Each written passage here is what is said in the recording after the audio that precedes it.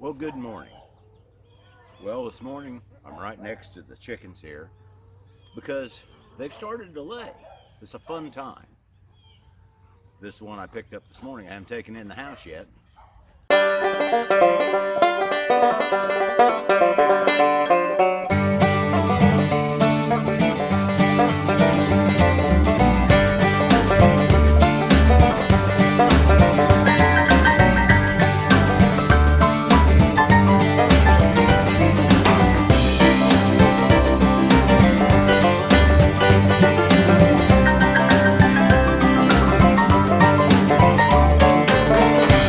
So, there's Bob.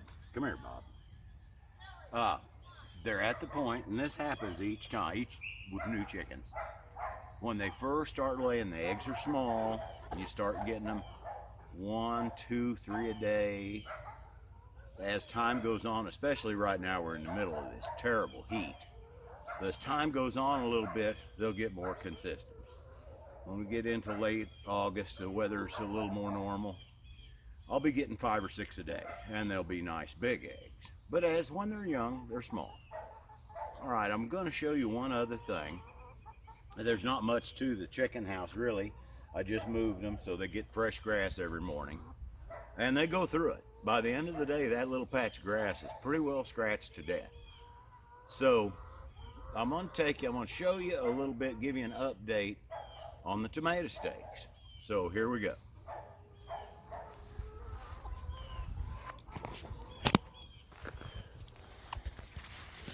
All right, cutting across the grass here.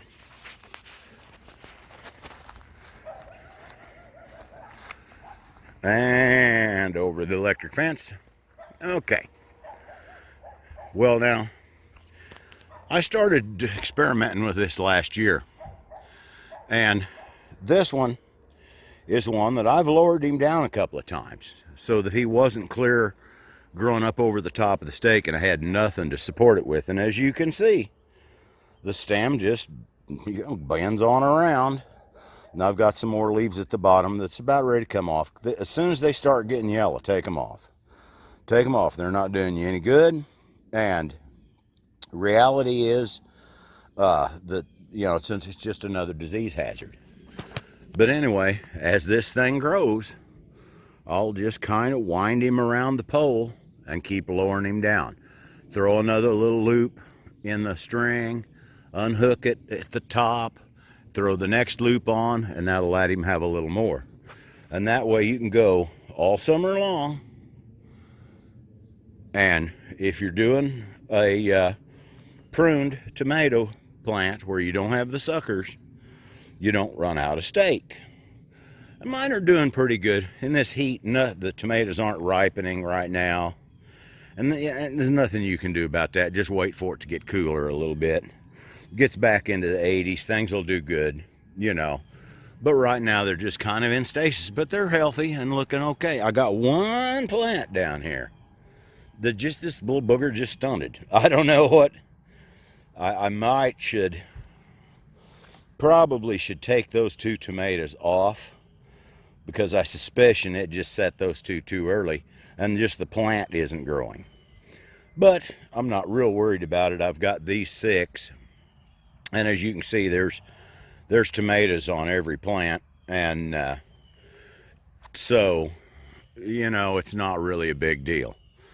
And I can go all summer long, like I say, lowering them down and kind of winding them in a circle around the pole. Never run out. About time to harvest the corn, it looks like. I need to look and see if that stuff's any good. But I got these 6 tomato plants, and then I've got that one stray one over in the last bed.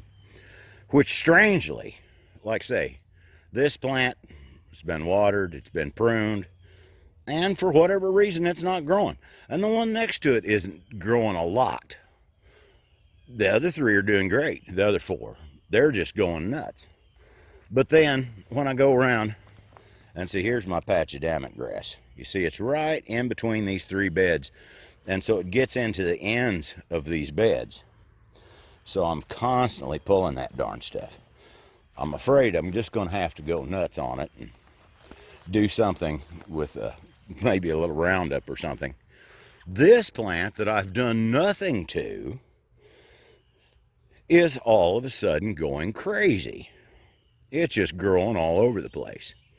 So I may have to throw a stake on this one so it doesn't hang over the wire fence, because I don't want it to ground my electric wire out. But it's going nuts. Well, all right, that is the update on the tomato stake. So if you have trouble with your tomatoes, you know, where like I did, where gee, regardless of what I used, whether it was a cage or a pole stake, I just would run out. And then the plant hangs out over the top, and if it's a cage, it kind of tends to pull the cage down. If it's a stake, you know, it just runs off, and then then the top of the plant hangs down, breaks off sometimes. Okay, this is the way you do it. You just take your string, tie it to the bottom of the stake, put a nail in the top, and you don't have to use a wood stake like I've got. I've seen people do a variety of things to get this same effect.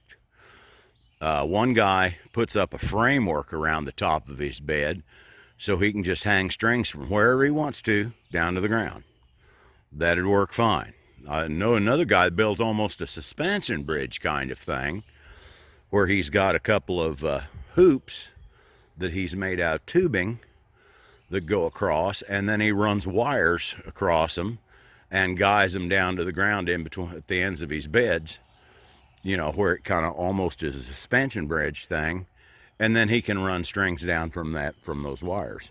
So there's a variety of ways to do it. Like I was saying earlier, you know, don't do just what I do.